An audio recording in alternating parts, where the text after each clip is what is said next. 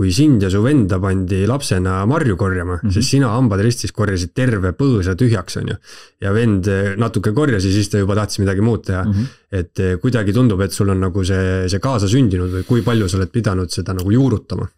Ma arvan, et see on mõneti võib-olla öeldakse vaata tähtkujudega ka seotud. Ma olen sündinud neitsi tähtkujus. Need on üldjuhul sellised korralembelised ja puhtad inimesed ja ma ei tea, kas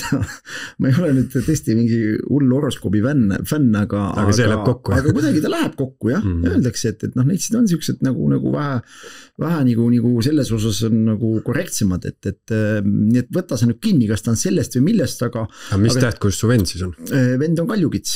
Ma nüüd ei tea, mis selle kaljukitside kohta käib, et kas need on sellised loakamad või hoolimatud, ma ei oska nüüd öelda. Aga ta on olnud kuidagi seotud asjadega, et mul ei pruugi alati olla niimoodi, et töölaud on nüüd laitmatult puhas ja kuskil midagi ei vedele, aga põhimõtteliselt on ikka nii, et kui ma nagu kätte võtan, siis ma teen nagu ära. Vaat siin on ka, on inimesi, kes nagu, saavad aru, et tuba on segamini, ta hakkas justkui koristama, aga see kõik käib niimoodi üle jala või ütleme selline pigem nagu põhjalikkus võiks iseloomustada minu enda tegemisi, et võib minna aega, enne kui ma selle tegevuse kallale asun, ükskõik mis see siis on, aga kui ma tegema hakkan, siis ma tahan selle nagu päris kindlasti ära teha, et see on ka selline, et see algusest lõpuni tegemine, mis on ka võib-olla selline hea iseloomu omadus või näide, sest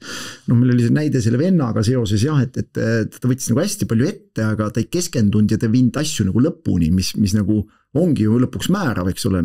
alustada, enamus inimesi kogu aeg iga päev ju midagi alustab ju. Palju nendest lõpuni teeb, eks ole. Ehk siis jällegi tuleb üks siuke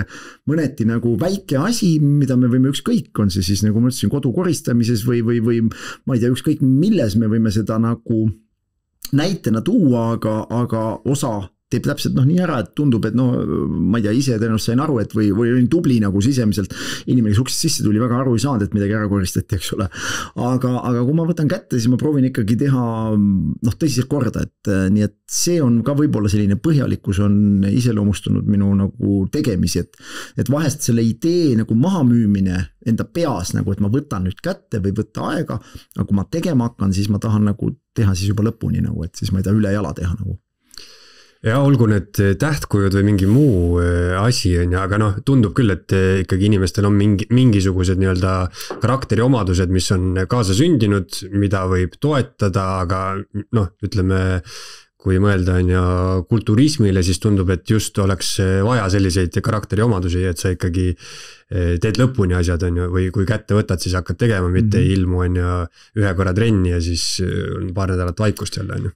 Ja siin on ka kulturism alana kindlasti, miks ta võib-olla nüüd erineb paljudest muudest spordialadest, ega ma olen ju tulnud ka 4 erineval spordialal Eesti noorte meistriks, korvpallis, käsipallis, jõutõstmises ja hiljem siis kulturismis, aga mitte ühelgi teisel spordialal ei pidanud sa ööpäeva ringis sellist nagu distsipliini taluma nagu. Ehk siis võib-olla ka see on nagu, muudab selle nagu, ütleme, need inimesed, kes tegelevad siis kulturismi ja fitnessiga, muudab ta kindlasti nagu natuke teistsuguseks selles mõttes, et pühendunumaks, ma julgen öelda, mitte kuidagi halvasti öeldes, meil on kindlasti paljudel muudel spordialadel ka väga tugevaid ja väga distsiplineeritud ja professionaalseid sportlasi, aga kui rääkida niimoodi laias plaanis või üldiselt, siis ma julgen öelda, et enamus, kes on enda peas võtnud eesmärgiks kulturismis ja fitnessis kuhugi jõuda võistlusspordis, siis nad on vaieldamatult oma suhtumises palju nagu professionaalsemad kui paljude muude spordialade tegijad, sest ma ise nii treeningualaselt kui toitumisalaselt olen ju väga paljude muude spordialade inimestega kokku puutunud ja ma näengi seda distsiplineerimatust sellest tegelikult ja ma ei imesta, et seal siis ei olegi tulemusi tegelikult. Ehk siis seal ei määratle ära ainult see, et kas tal on geneetikat antud või ei, aga kui tal on totaalselt nagu ikkagi ei saa aru, miks ta peaks teistmoodi sööma kui tavainimene, kui ta tippspordiga tegeleb või mille jaoks tal üldse jõutreening on vajalik, kuigi ta tegeleb võib-olla hoopis tehnikaspordiga, eks ole, siis ega siis ongi keeruline kuhugi jõuda, kui sa neid seoseid ei suuda nagu ise juba enda peas kokku panna nagu. Eesti esu.